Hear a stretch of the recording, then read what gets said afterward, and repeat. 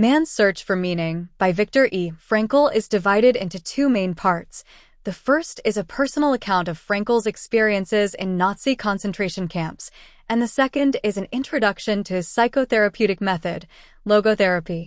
Here's a comprehensive summary structured chapter by chapter, capturing the essence and flow of the book. Introduction. Man's Search for Meaning is a poignant and powerful narrative that intertwines Viktor E. Frankl's personal experiences in the Nazi concentration camps with his groundbreaking psychological theory, logotherapy. The book serves as a testament to the human spirit's resilience and the quest for meaning even in the face of unimaginable suffering. Frankl, a psychiatrist and neurologist, uses his own harrowing journey to illustrate the importance of finding purpose and meaning in life, which he believes is the primary motivational force in human beings. Part 1. Experiences in a Concentration Camp. Chapter 1. Arrival in Auschwitz.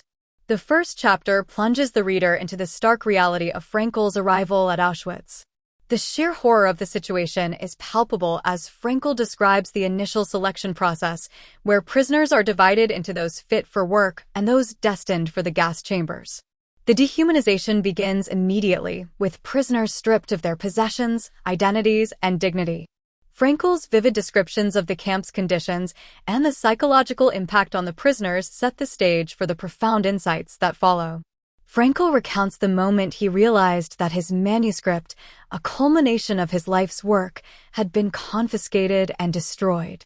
This loss, though devastating, becomes a turning point as he resolves to reconstruct his work, giving him a sense of purpose that sustains him through the ordeal. This chapter underscores the theme of finding meaning in suffering, as Frankl begins to observe and analyze the psychological responses of his fellow prisoners. Chapter 2. The Illusion of Reprieve. In this chapter, Frankl delves into the psychological phenomenon of delusion of reprieve, where prisoners cling to the hope of imminent liberation or improvement in their conditions. He describes how this false hope can be both a source of strength and a cause of despair when the hoped-for reprieve does not materialize. Frankl's observations highlight the delicate balance between hope and reality and the importance of maintaining a realistic outlook to preserve mental health. Frankl also introduces the concept of provisional existence, where prisoners live in a state of constant uncertainty and fear. He explores how this state affects their mental and emotional well-being, and how the lack of control over their lives leads to a sense of helplessness and despair. Despite these challenges, Frankl emphasizes the importance of maintaining a sense of purpose and meaning, even in the face of such uncertainty. Chapter 3. The Meaning of Love. This chapter focuses on the transformative power of love and its ability to provide meaning and solace in the midst of suffering. Frankl shares poignant anecdotes of prisoners who found comfort in memories of loved ones or in the love they shared with fellow prisoners. He describes how these moments of connection and affection served as a source of strength and resilience, helping prisoners to endure the harsh realities of camp life.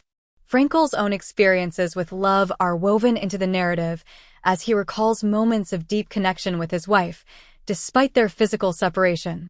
He reflects on how these memories sustained him and gave him a sense of purpose, highlighting the universal human need for love and connection. This chapter underscores the theme of finding meaning through love and the importance of nurturing these connections, even in the darkest of times. Chapter 4. The Meaning of Suffering. In this chapter, Frankl explores the profound question of whether suffering has any meaning or purpose. He draws on his observations of fellow prisoners and his own experiences to argue that suffering can indeed have meaning, depending on the attitude one takes toward it. Frankl introduces the concept of tragic optimism, the ability to maintain hope and find meaning in the face of tragedy and suffering. He shares stories of prisoners who found purpose in their suffering, whether it was through helping others, maintaining their dignity, or finding solace in their beliefs. Frankl emphasizes that the meaning of suffering is not inherent, but rather something that each individual must discover for themselves. This chapter highlights the theme of personal responsibility and the importance of choosing one's attitude in the face of adversity. Chapter 5. The Meaning of Life. The final chapter of the first part delves into the broader question of the meaning of life. Frankl argues that the search for meaning is a fundamental human drive, and that this search is what gives life its purpose. He introduces the concept of existential vacuum, a sense of emptiness and lack of purpose that can arise when one fails to find meaning in life. Frankl shares his belief that meaning can be found in three main ways: through creating a work or doing a deed, through experiencing something or encountering someone, and through the attitude one takes toward unavoidable suffering. He emphasizes that the search for meaning is a deeply personal journey and that each individual must discover their own unique purpose. This chapter sets the stage for the second part of the book, which delves into Frankl's psychotherapeutic method, logotherapy. Part 2. Logotherapy in a nutshell. Chapter 6. The concept of logotherapy. The second part of the book shifts focus to Frankl's psychotherapeutic method, logotherapy. This chapter introduces the basic principles of logotherapy, which is centered around the belief that the primary motivational force in human beings is the search for meaning. Frankl contrasts logotherapy with other psychological theories, such as Freud's psychoanalysis and Adler's individual psychology, which focus on the will to pleasure and the will to power, respectively.